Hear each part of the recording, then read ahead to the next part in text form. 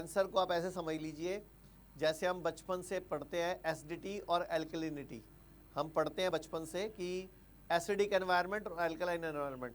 तो आज हमारा जो खान पान है, हमारे जो पूरे दिन के खाने पीने में लगभग 80 से 90% खाना हम पका हुआ खा रहे हैं, मार्केट का खा रहे हैं, या प्रोसेस्ड खा रहे हैं, या प्रिजर्वेटिव वाला खा रहे हैं। तो हो क्या रहा है, हमारी बॉडी एसिडिक एनवायरनमेंट में पूरा दिन रहती है, हमारा पीएच लेवल बिगड़ा रहता है। जबकि एल्कलाइन एनवायरनमेंट, एल्कलाइन डाइट, सही डाइट हमारी नहीं है, जिसकी वजह से आज भारत में कैंसर बढ़ता जा रहा है। और दूसरी बात, खाने पीने की गलतियाँ, लाइफस्टाइल, हमारा स्ट्रेस या दवाइयों का साइड इफ़ेक्ट। जैसे एक व्यक्ति है जिसको बीपी हो गया, अब उसको बोला जाता है गोली खाओ। कब तक खाओ?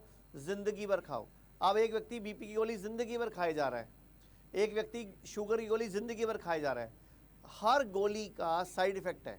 तो बीपी की गोली, शुगर की गोली, जोड़ों के दर्द की गोली, बुखार की गोली, भारत में गोलियां गोलियां गोलियां।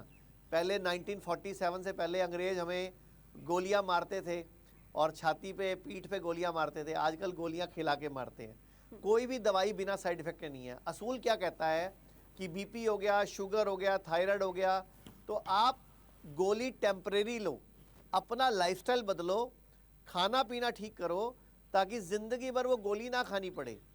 अगर हमें बचना है कैंसर से तो हमें दवाइयों का इस्तेमाल कम से कम करना पड़ेगा, अपनी बॉडी में खाने पीने को ठीक करना पड़ेगा, तभी हम कैंसर से लड़ पाएंगे और कैंसर को हरा पाएंगे। और अभी भारत में जो चल रहा है कैंसर के ट्रीटमेंट के नाम पे, मॉडर्न पैथी में क्या होता है कि जब किसी को कैंसर होता है तो सर्जरी बताया जाता है। पहले एफएनएससी या बायोप्सी की जाती है, बायोप्सी करके या एफएनएससी करके टुकड़ा निकाल के बताया जाता है कि ये कैंसर तो नहीं है। कैंसर कहीं और का सेल नहीं है, हमारा ही अपना सेल है, लेकिन वो सेल अपनी नेचर चेंज कर चुका है, मतलब मल्टीपल ग्रोथ ले रहा है। तो उसकी वजह से हमारे जो सेल्स हैं, जब वो एक्स्ट्रा ग्रोथ ले रहे हैं तो हमें कैंसर की संभावना, कैंसर हो रहा है। फिर वो सर्जरी बताते हैं मॉडर्न पैथी में, फिर बताते हैं वो कीमोथेरेपी, रेडियोथेरेपी। जबकि मैं आपसे बताऊंगा कि ये सब हो क्यों रहा है। जब भी हम कुछ खाना खाते हैं, पानी पीते हैं, तो हमारी बॉडी में फ्री रेडिकल पैदा होते हैं। फ्री रेडिकल एक तरह का बॉडी में फ्री हैं, वो कोई उनका कोई बाइंड नहीं है। लेकिन जैसे ही हम नंगे पांव घास पे घूमते हैं, अर्थिंग या सही डाइट लेते हैं, वो फ्री रेडिकल इलेक्ट्रॉन्स के साथ बाइंड हो जाते हैं और फिर हमें कैंसर होने की संभावना कम हो जाती है। इसी तरह मैं बोलूँगा कि अब आज जो हम जो खाना खा रहे हैं, आग लगा भोजन खा रहे हैं, या मार्केट वाला प्रोसेस्ड मीट खा रहे हैं, या मिल्क प्रोडक्ट्स ले रहे हैं, या जानवरों से प्राप्त पदार्थ ले रहे हैं, तो हमारी बॉडी में IGF-1 का निर्माण हो रहा है, जिसको हम बोलते हैं इंसुलिन लाइक ग्रोथ फैक्टर। ये इंसुलिन लाइक ग्रोथ फैक्टर क्या है कि बेसिकली हमारी बॉडी में एक तरह की एनर्जी डेवलप हो रही है। लेकिन ये एनर्जी जब यूज़ नहीं होगी, एसिडिक एनवायरनमेंट रहेगा, तो हमारी बॉडी में ये जो IGF-1 की उत्पत्ति हुई, ये कैंसर को बढ़ाने में बहुत ज़्यादा कारगर साबित होगी। इसीलिए अर्थिंग, फास्टिंग, एल्कलाइन डाइट, और आप अपनी बीमारियों को जो रिवर्स करने की टेक्निक सीखोगे, उससे हम अपने कैंसर को हरा भी सकते हैं। अच्छा आचार्य जी, क्योंकि आप बहुत अहम जानकारी यहाँ पे दे रहे हैं और एक स्टडी भी सामने आई है कुछ दिनों पहले, मैं देख रही थी आचार्य जी, उसमें ये बताया गया था कि मिलियंस में संख्या बढ़ रही है जिन्हें कैंसर हो रहा है, और हर साल 12% संख्या बढ़ जाती है कैंसर पेशेंट की। क्यों ये मतलब इतना ज़्यादा एकदम से ही बहुत ज़्यादा संख्या में बढ़ोतरी होती जा रही है आचार्य जी?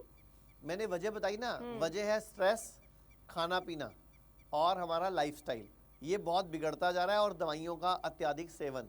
जब तक हम इन सब चीज़ों को सुधारेंगे नहीं, दवाइयों के अत्यधिक सेवन को, अपने लाइफस्टाइल को, अपने स्ट्रेस लेवल को, खुश रहना नहीं शुरू करेंगे, तब तक ये दिक्कतें चलती रहेंगी, आती रहेंगी। और ऐसे ही भारत अभी कैंसर कैपिटल बन चुका है। पूरे विश्व में सबसे ज़्यादा कैंसर के पेशेंट और हार्ट के पेशेंट भारत में ही, आज की डेट में सबसे ज़्यादा हार्ट अटैक से मौतें भारत में ही हो रही हैं इस टाइम। तो कैसे इसे ठीक किया जाए आचार्य जी? खान पान में बदलाव करना होगा, दिनचर्या में बदलाव करना होगा, कैसे होगा ये? देखिए, आज की डेट में हर जगह स्ट्रेस है। देखो, अब जैसे बहुत सारे लोगों को तो यही स्ट्रेस है, जनसंख्या बढ़ रही है, बहुत सारे लोग ट्रैफिक में रोज फंस जाते हैं, वो भी स्ट्रेस है। ऑफिस लेट पहुंचते हैं, वो भी स्ट्रेस है। बॉस ने डांट दिया, वो भी स्ट्रेस है। आज आप घर में टिफ़िन ले जाना भूल गए, वाइफ ने पूछ लिया कि टिफ़िन क्यों भूल आए और उसने 2-4 डायलॉग मार दिए, वो भी स्ट्रेस है। हर तरह का स्ट्रेस, तनाव जो है वो मेरे प्रणाली पर जब तनाव पड़ता है, जैसे अब अगर हम एक चेन को लगातार तनाव डालेंगे तो क्या होगा, वो टूट जाएगी। अगर हम किसी रस्सी को लगातार खींचते रहेंगे, तनाव रहेगा तो टूट जाएगी। ऐसे ही किसी भी तरह का स्ट्रेस होगा तो हमारी बॉडी में जो तनाव हमारी प्रणाली पर पड़ेगा तो हीलिंग कैपेसिटी वीक हो जाएगी। IGF-1 का लेवल बढ़ जाएगा बॉडी में, जिसको मैंने बताया इंसुलिन लाइक ग्रोथ फैक्टर, उसका लेवल बढ़ गया तो उसके बाद हमारे कैंसर होने की संभावना बढ़ जाएगी।